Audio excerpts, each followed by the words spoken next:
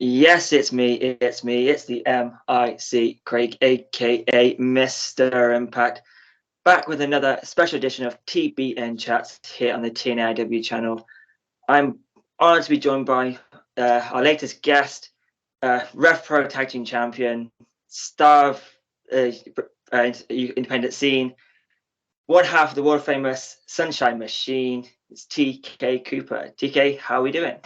Hello, Mr. Impact Craig. Hello, listeners. I'm good, thank you. Well, no, to be honest, I am good, but you've actually caught me. I've got a bit of a cold, not COVID. I had a check, and over the weekend I sprained my ankle, so I'm kind of limping around. But the general consensus is I'm good. So thank you for asking.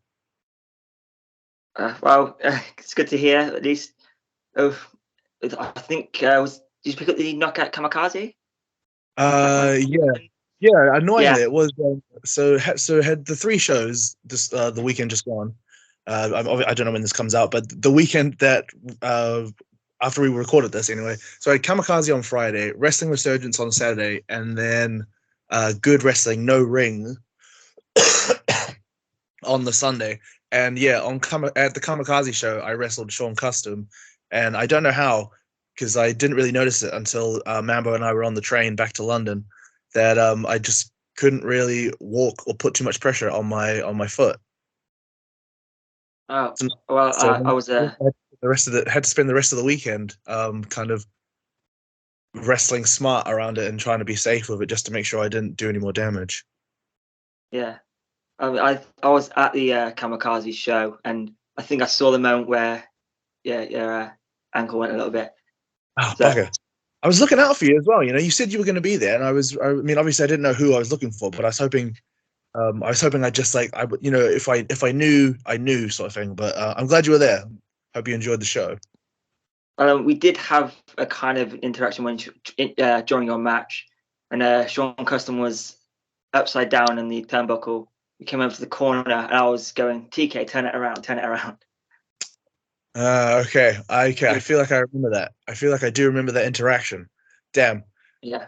Well, I think I'll be on the next Kamikaze as well. So at least now. I mean, sorry, you can probably edit this out if you want to. But is this? Do you use the video for this, or is it just audio? Yeah, it goes up on YouTube. Oh, really? Oh, Just okay. where, So I'm in that yeah. silly little vertical box. Okay, no problem. Well, I mean, yeah, as I say, you can edit out this little question because it's just a waste of your content. But I was just curious. Okay, great. But yeah, sorry. Where were we?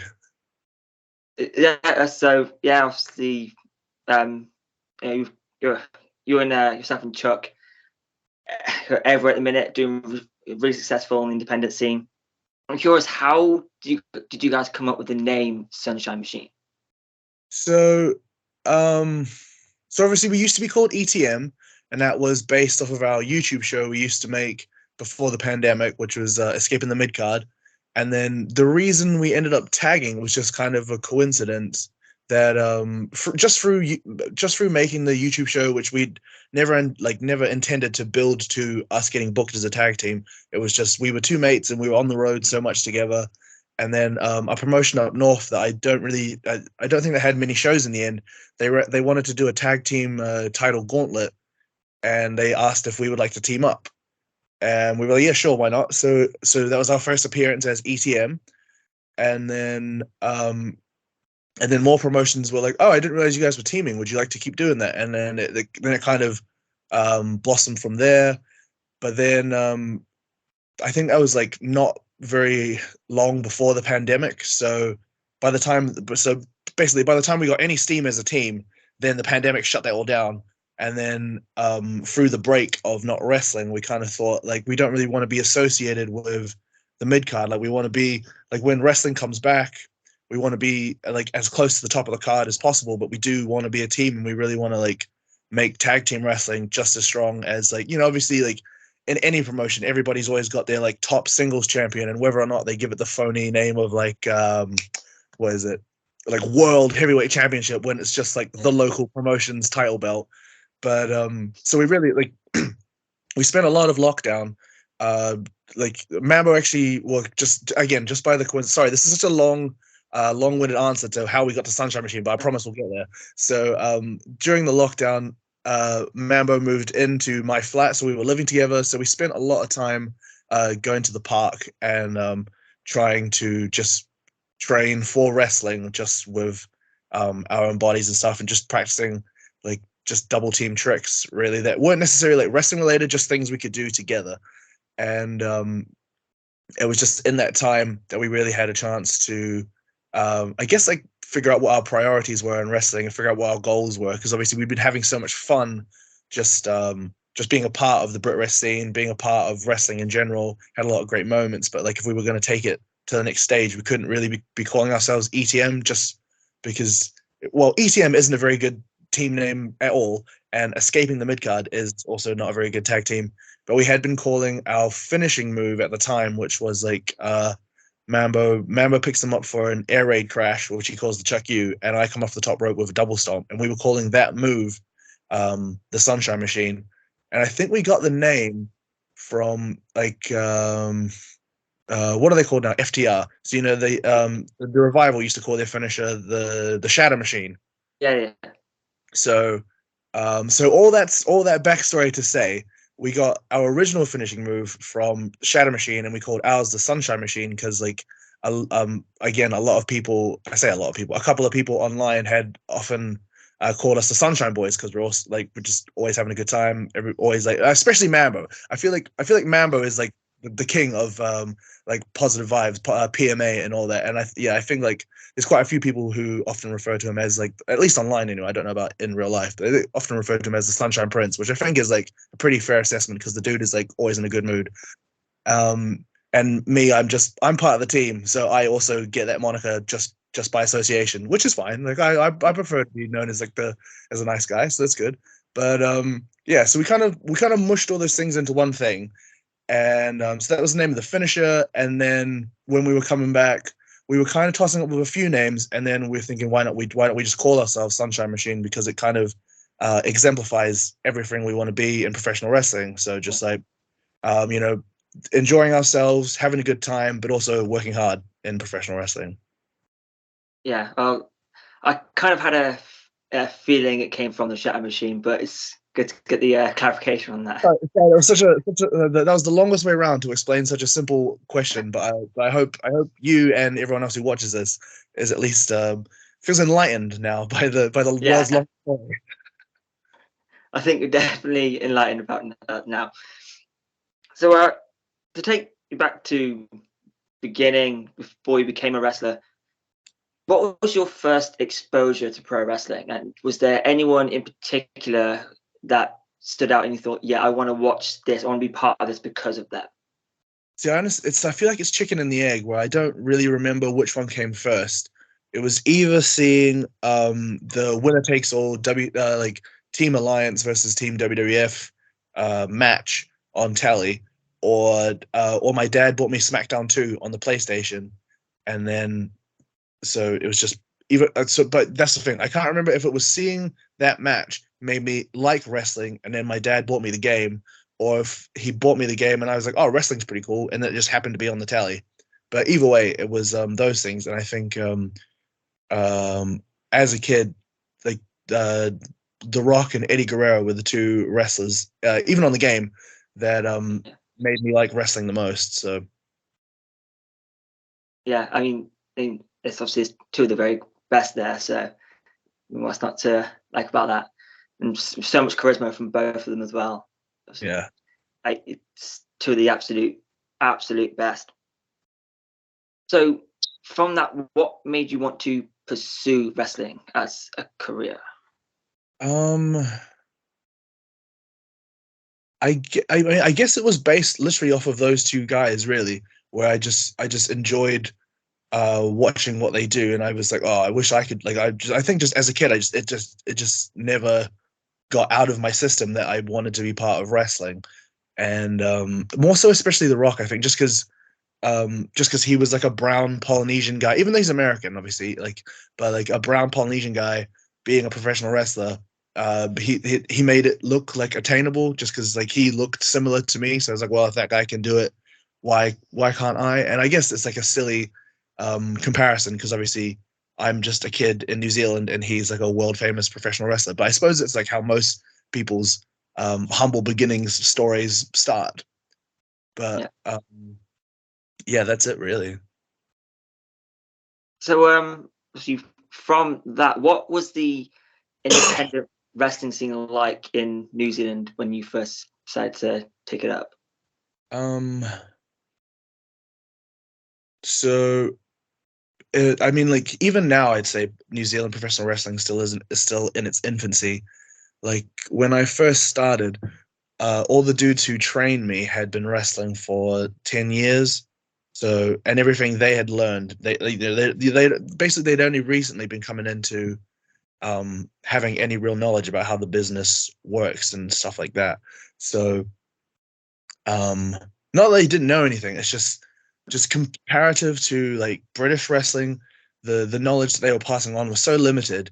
And not that I knew that at the time. Obviously, it was like all valuable to me then. And like to call it a scene is generous. Where like I think there was like 2 or 3 promotions that existed in the whole country, compared to now where there's like 7 or 8.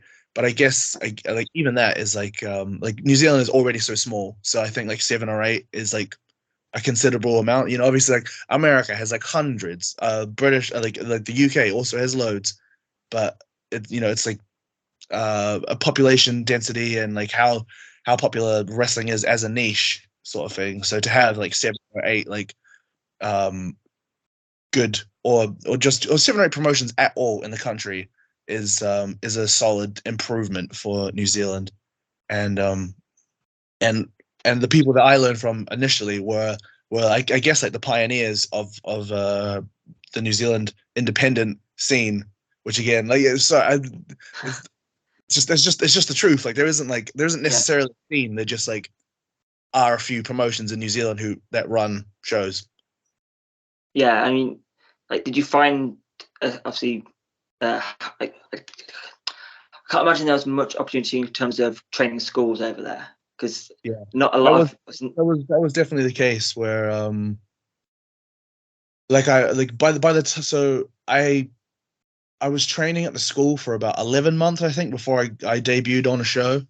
And then from there, like the promotion that I wrestled for only ran like monthly. So I was only getting like one, like, so compared to like here, where you can wrestle almost every day. Like if you wrestle on the camps, for instance, like you can basically wrestle every day.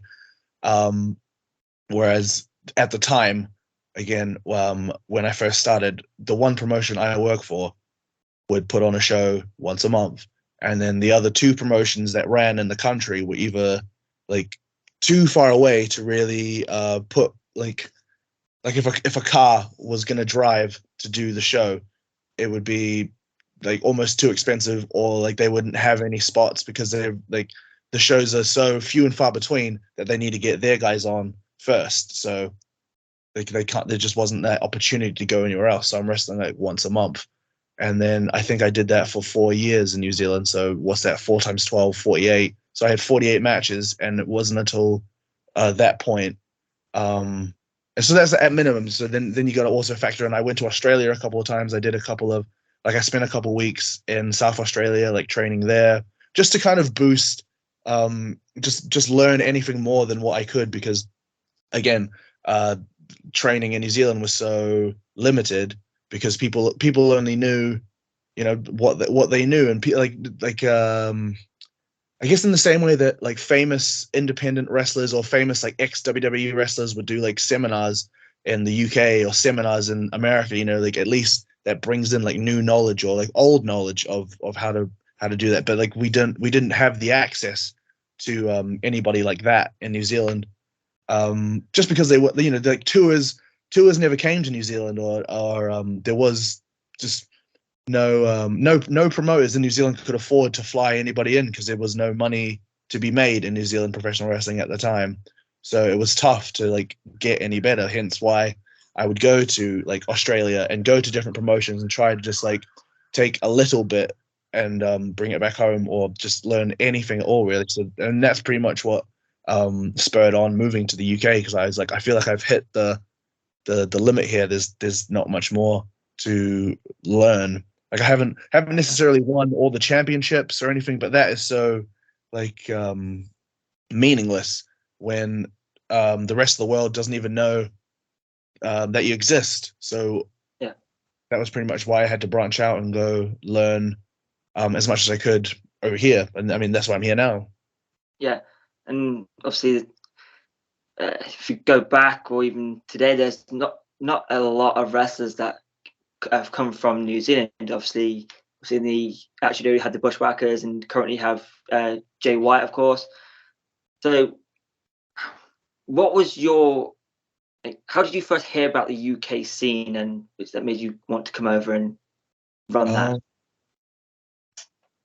I think it was when Progress put I think chapter 13 was it, because they had like dodgy something had gone wrong with a camera, so they were like, oh, we're gonna put this whole show on YouTube for free.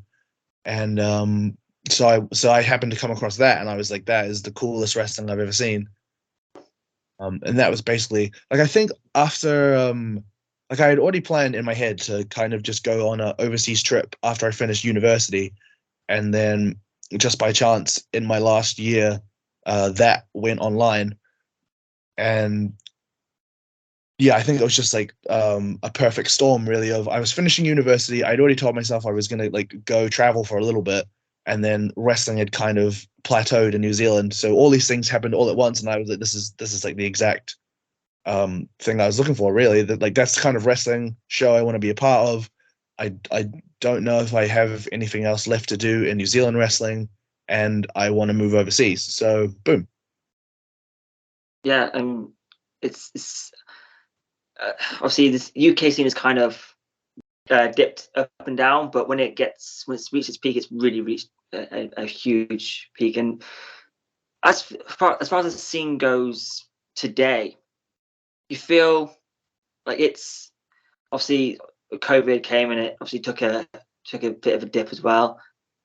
You feel this scene is getting more and more attention now. Obviously, more becoming more mainstream, if you like, with the obviously recently the TV show sitcom on ITV2, Deep Heat. Obviously, that came out, which obviously can only help boost a bit more attention on the UK scene. Do you feel it's getting the attention it deserves, or should it be? Or do you think it could get more mainstream? Um, excuse me. Um, well, yeah, things like Deep Heat can only. I mean, I haven't watched the show myself. I mean, have you? Yeah, of course. Yeah, yeah. Oh, okay, cool. I mean, yeah, stuff like that. I hope it's good. I hope it paints professional wrestling in like a positive light, because I feel like there's so much stigma around like wrestling's fake and it's like whatever, and people are dressed a certain way, so it's lame. But I mean, you wouldn't know that judging by the fans that come to like a Progress or a RevPro or a Kamikaze or a Resurgence. Like everyone who's there is like super passionate. Like sure, like maybe the numbers are down, which means like the big venues, like maybe promotions shouldn't be running big venues right now. Maybe we should all focus on like the smaller like grassroots ones and build back to the big venues, because like there's still a core like base of fans that want to come and enjoy professional wrestling, and there's still like so many guys and girls behind the scenes, like who want to do good wrestling and perform and put on great shows. So I mean, loads of people will attribute like the reasons, all the different reasons why things are the way they are, whether it is like the pandemic or Vince McMahon came to the UK and took over with NXT UK and took all the people away, or speaking out, like loads of stuff like that, where like it has all the like it definitely all factors in, but it doesn't mean that the people who are still here like don't want to make good wrestling, and the same can be said for the fans, that the fans that are still fans of professional wrestling don't want to. I don't know how I'm going to double negative this, but I think I might. Don't want to not see good wrestling, if you know what I mean. I feel like that was a confusing thing to say, but if that makes sense to you, and if it makes sense to anyone watching, I know for a fact there are still wrestling fans out there who still want to come to British wrestling shows, because Yeah. what like in January. Obviously it was different because it was the first show back, but like the Electric Ballroom sold out. It was again limited capacity because of COVID, so I think it was 500 instead of 700. But still, like 500 people wanted to come see professional wrestling. Or York Hall, the Will Ospreay versus Michael Oku main event. Everybody, like, that sold out as well. And I think there's one in a month's time where it's Will Ospreay versus Suzuki. And I think I saw the RevPro Twitter account say that most of the sections are sold out. There's only like limited whatever. So, with the right mix of fans and the right mix of talent on the show, like, there is no reason why professional wrestling isn't back on an upward trajectory. Like, you're 100% right that it has dipped, but I think it's just going to take promoters being smarter, and booking the right cards that obviously everyone's trying to save money as well. People, like, the cost of living's gone up, so that makes it hard for everybody. Makes it hard for promoters to pay talent like the money they're asking for. Makes it hard. They got to put ticket prices up to pay for everything's becoming more expensive, and it's tough to be a professional wrestler, it's tough to be a promoter, and it's tough to be a wrestling fan. I know that, but so I'm not asking like everybody to just empty your wallet and please just pay all the money you can to professional wrestling to keep it alive. But if you can, however, as a fan that you can contribute to keep British wrestling moving in a positive direction, then please just do whatever you can, because everyone behind the scenes, as far as I know, to the best of my ability, is also trying to do that, like, for themselves and for you, the fans. Yeah, it's wrestling fans are wrestling fans no matter what, and they'll always come to a show if they can get there. They'll make it, and they'll come to the show. That's always, there's nothing quite like being a wrestling fan, because you have football fans, you have all fans of all sports, but with wrestling fan, they're diehard. If they like wrestling, they love it. Yeah, I'm sure I mean, I'm sure you've been in the crowd for enough shows, but like, there's nothing better than like the live atmosphere of a professional wrestling show. So, yeah. Yeah, and and fans can change everything. For instance, with your most recent match at Kamikaze against Sean Custom, of course, it was announced as an untitled match, but then the reaction you got made Kamikaze management make it a title match. That was super fun, just on the fly. Just I mean, that's the proof is. I mean, obviously, there's only going to be so many people who know what we're referencing here. But for instance, I mean, I guess for the sake of the video and the podcast, I will explain that at the show it was booked Sean Custom, who's the Kamikaze champion, versus me, non-title. The reason we were fighting was because Chuck Mambo, my best friend, won the Kamikaze Rumble at the last show. So Sean and Mambo got to like pick each other's poison. So Mambo chose me to take on Sean Custom, and it was supposed to just be, just supposed to be a match. I'm supposed to just be having a fight with Sean Custom, soften him up so it's got to give Mambo the easy win at the next one. But because the crowd wanted a title match, I got a title match out of the blue. So it's, it's moments like that are just fun. Are just fun to be a part of. Yeah. So, Steve, when you get a booking, what's your routine of a show day? Like, is it up? Like, you go to the gym? I don't know. What's your routine on a show day? I guess it generally depends on whether it's like a London show or whether it's out of town show. Because obviously, the further away it is, the earlier I've got to get up, because I'm generally either in a car for X amount of hours or on a train for X amount of hours. So that basically cuts out any kind of special like dietary breakfast or any kind of downtime to go to the gym or do anything else. It's like, so basically the short answer is, if it's an out of town booking, the general procedure for the day is get up, travel. Now I'm at the show, and it's just put on my gear and get ready for the match. But if it's like if it's a more local one, it's like a later start time, then yeah, it'll be like, generally it'll be like, just get up, have breakfast, hopefully fit the gym in, and then go to the show. Or sometimes it's even go to the gym, and then go to Mambo's, have a cup of tea, and then we'll go together. And also, so when you're not wrestling, when you haven't got a show coming up, what's your What do you like? What do you enjoy doing besides streaming, of course? When you're That's not what working. I was going to say. Obviously, I'm a bit of a streamer. Tuesdays and Thursdays. That's just a bit like. Obviously, I love video games, so it's a fun way for me to express that interest and that hobby and stay connected with the fans.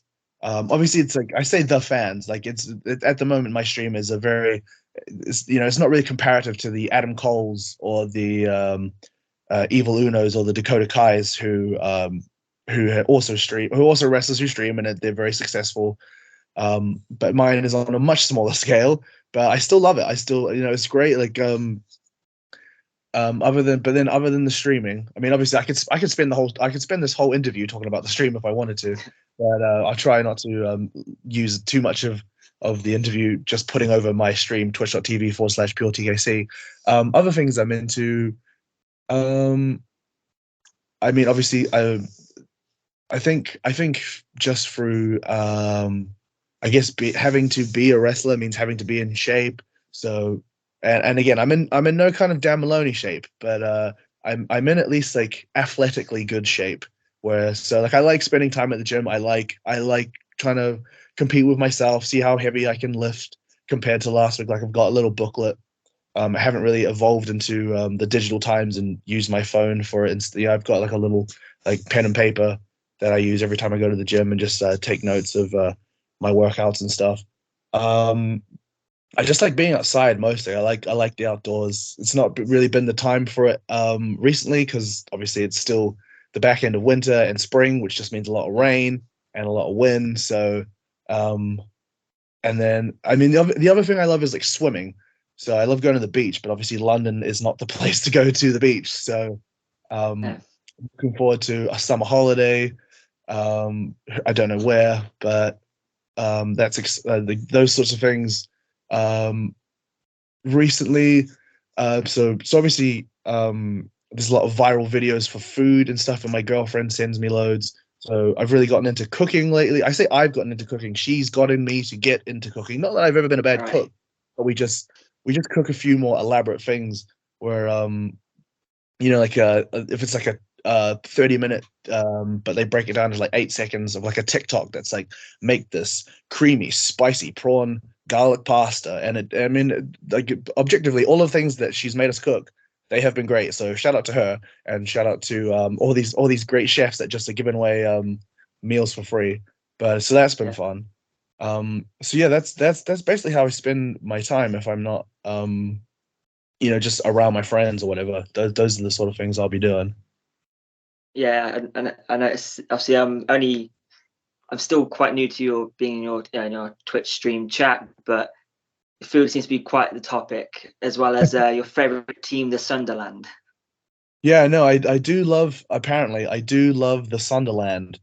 Um, where do they where the hell do they play? The Stadium of Light. So I think so. Yeah, But yeah, if anybody asks, yeah, no, I support. I allegedly support Sunderland. I mean, objectively, I don't support any football team. Football's not my game. But if I have to, because my girlfriend told me to, I love Sunderland so much. My favorite. No, I can't even do that because I don't know a single person who plays. I can't even give you that. I can't even lie my way through that one.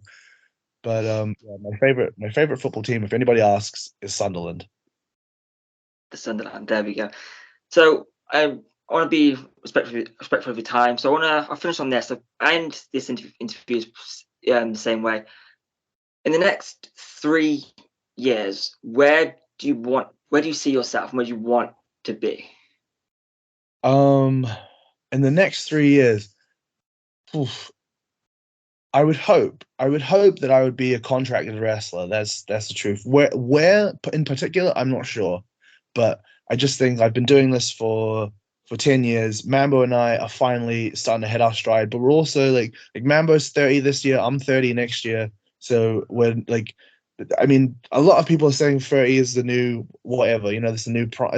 In your 30s is when you hit your prime, which is like maybe that is true, but also I've been like falling on my back on purpose for over 10 years now. So there's only so much of that my body can actually take and how much of that I actually want to do. So for instance, if I was going to do this another 10 years, I wouldn't want to still be on the British independents. I would hope that I'd have like some sort of sustainable income that would be justifying why I'm still doing this. And it's not like I feel like I'm ever going to fall out of love with wrestling. I love professional wrestling. I'm so glad that I'm where I'm at the moment, especially like in the promotions that I'm at as well. Like I'm so proud of Mambo and I becoming the RevPro tag team champions, because that was like a real, like that really like made it feel like like all the time, like everybody's journey is different. Obviously, like there's a bunch of different people who have probably achieved twice as much as me in half the time, but that's just the thing. Everybody's journey is different, and I'm proud. I'm proud of how long I'm proud of where I've gotten at this point, and I'm looking forward to what happens next. So in the next 3 years, I would hope that again all the hard work that we've put in results in a contract, so we can live more sustainable lives, look after our families, look after our partners, look after our friends, if the money allows. So that would be that's my dream for the next 3 years. Yeah, I'd hope at worst it would take 3 years to get a contract, and at best I get one tomorrow. But yeah, that's the goal for sure. Well, obviously, there's loads and loads of companies out there who are signing as direct tag teams all over the place. I think I'm the way hopeful that the brand of Sunshine Machine is enough for the people who enjoy it to tell their friends, because I feel like we're doing a lot of good stuff in professional wrestling. Yeah. I feel like all of that fun and all of that fandom and all that love that we seem to be getting from professional wrestling fans, be it at live shows or be it online, I feel like it translates even into the Twitch stream. Like there's a lot of like positive vibes in the Twitch chat of just talking about like how much they've enjoyed Sunshine Machine doing X or Sunshine Machine doing Y. So I'm happy about where things are, and yeah, I hope that in the next 3 years it just continues to be fun and we keep having a good time, because it seems to be working out.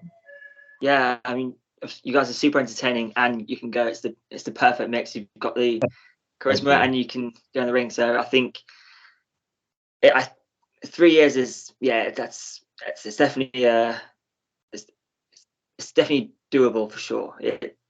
Fingers crossed. Yeah, keeping everything crossed. Okay. So I just want to say thank you for coming on. We want to get more British wrestlers on there, people on the British wrestling independent scene. We want to just get more love on the UK scene. So appreciate you coming on, taking time out and just chatting to me today. So really appreciate it. I don't want to make too big of a thing of it, because I just haven't really done many interviews or podcasts lately, because I just wasn't sure I had much of a story to tell. But I just figured you were so kind and super.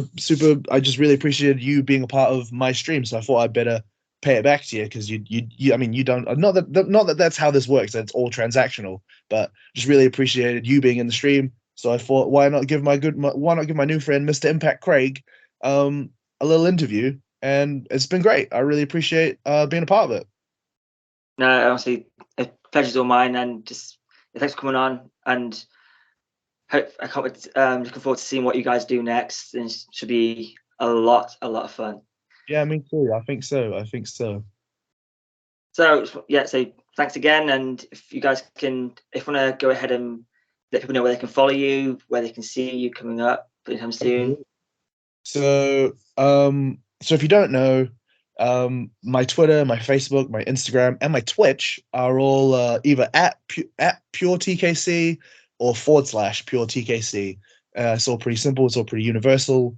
If you wanna support myself and Mambo, we've got our website with our merch on it, Sunshine Machine Rules. It's all one word, sunshinemachinerules.bigcartel.com.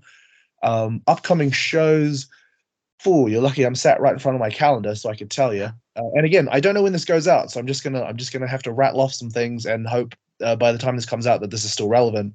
But this Saturday, I think it's the 30th of April, Mambo and I will be at Pro Wrestling Chaos.